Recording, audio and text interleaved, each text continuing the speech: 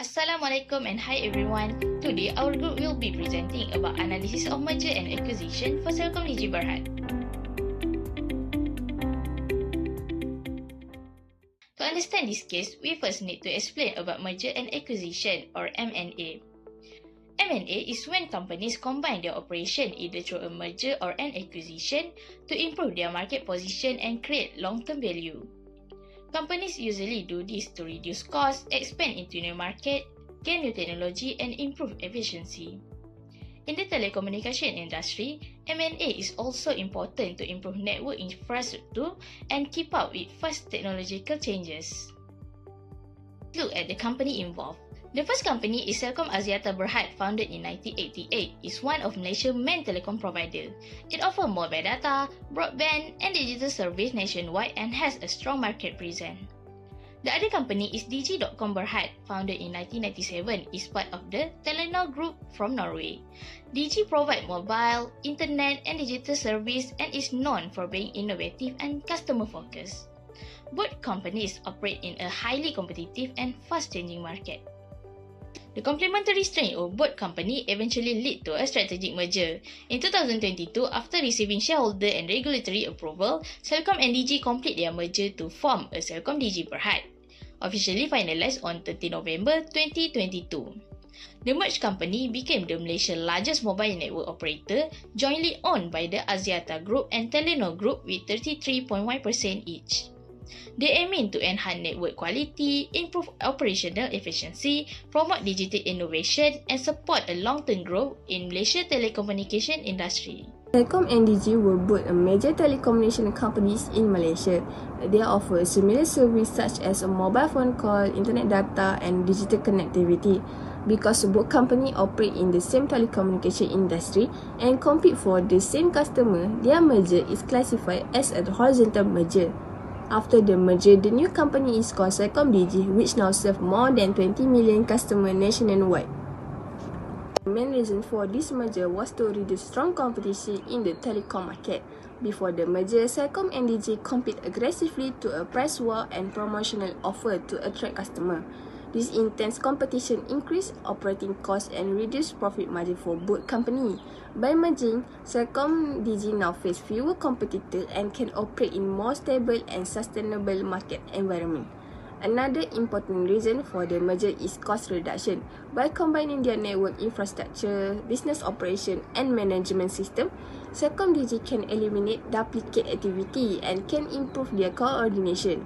This allows the company to operate more effectively, reduce spend, and use its resources more effectively. In addition, the merger allows Celcomdigi to invest in more advanced technology, especially in development of 5G network. With the combined financial strength and technical expertise of both companies, Celcomdigi can improve network coverage, increase connection speed, and provide better service quality to customers.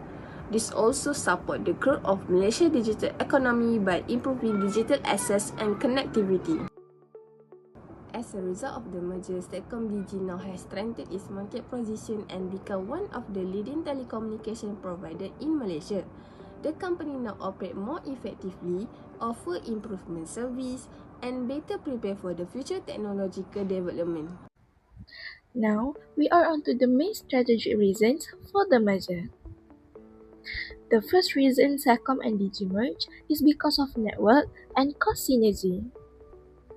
If these companies merge, they can pool their expertise in technology and infrastructure to enhance network coverage and service quality.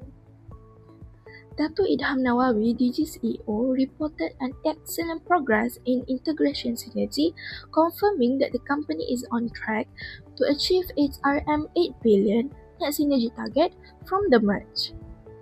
As a result, it will attract new customers and maintain the loyalty of the existing ones. Another reason for the merger is strengthened competitive position. When the merger happened, it created a larger entity with greater market share and resources. This enhanced competitive position is expected to boost Celcomdigi's market share by 15 to 20%. As a result, this merger positioned Celcomdigi as the market leader ahead of Maxis and New Mobile. The last strategic reason is to enhance customer benefits. By merging the two companies, Celcomdigi expanded the network footprint, widened the range of products and services. Not to mention, Celcomdigi now have 60 years of joint experience in innovation. As a result, larger financial resources enable Celcomdigi to accelerate the development of new products and tailor it to consumer demands.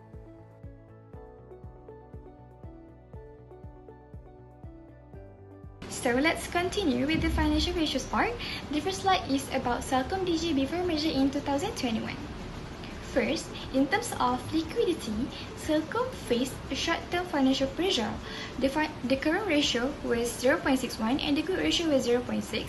Both are below 1, indicating insufficient liquid assets to cover their short-term obligation.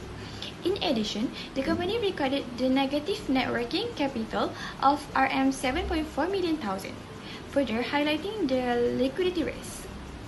Next, looking at the profitability, Celcom performance was relatively weak. The gross profit margin stood at 30%, while the net profit margin was 4.93%, reflecting that the high operating costs of the company. Furthermore, the return on equity was 5.09% and the return on asset was 1.76%, showing an efficient use of shareholders' funds and assets. Lastly, for the activity ratios, Celcom showed a low asset efficiency. The total asset turnover was 0.36 and the fixed asset turnover was 0.43, indicating underutilization of assets.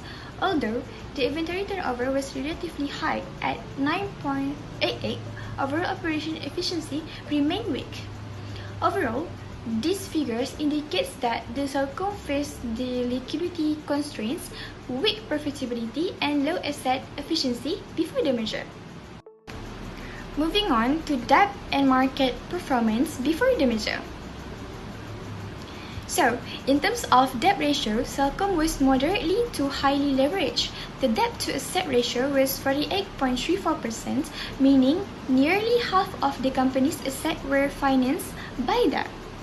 The debt to equity ratio stood at 1.4, showing heavily reliance on the borrowings. Additionally, the time interest earned ratio was 2.44, indicating that the Celcom could meet its interest obligation but at the limited buffer. Despite this risk, Celcom showed a strong market performance. The company recorded an earning per share of Rm 8.9, reflecting a solid earning for shareholders. The price to earning ratio was 29.17, suggesting a positive investor expectation for the future growth. Lastly, the dividend yield of 3.94% indicates a consistent dividend return. In conclusion, before the merger, Celcom faced the internal financial challenges but maintained a strong investor confidence. Move on to the next slide, which is after the merger. So, Celcomdigi liquidity position declined. The current ratio fell from 0.61 to 0.46 times, while the quick ratio decreased from 0.60 to 0.43 times. Net working capital remained negative. This shows a weaker short-term liquidity, which is common after a merger due to integrations and restructuring costs. So, next is profitability ratio, which is improved significantly after the merger. So, gross profit margin increased from 13% to 77.79%, while operating and net profit margin also rise. Return on equity and return on asset increased, indicating that the Celcomdigi is using its assets and shareholders' funds more efficiently.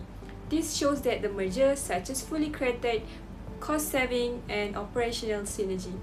In terms of activity ratio, total asset turnover remained almost unchanged and fixed asset turnover declined slightly due to the higher post-merger investments. However, inventory turnover improved, showing a better operational management after the merger. So next we move on to the next slide, which is the debt ratio increase, indicating having a higher leverage. However, the debt to equity ratio decreased and times interest and improved significantly. This shows that the Celcomdigi has a stronger ability to service its debt despite having a higher borrowings. So next is market ratio performance, which is it shows that improved after the merger.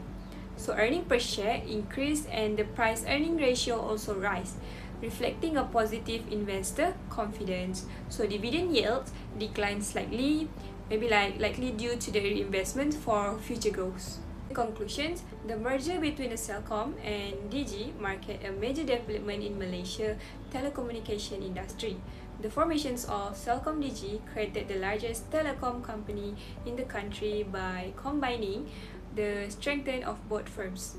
The merger improved cost efficiency, strengthened market leaderships, and increased the company ability to invest in advanced technologies such as 5G and artificial intelligence, which is AI.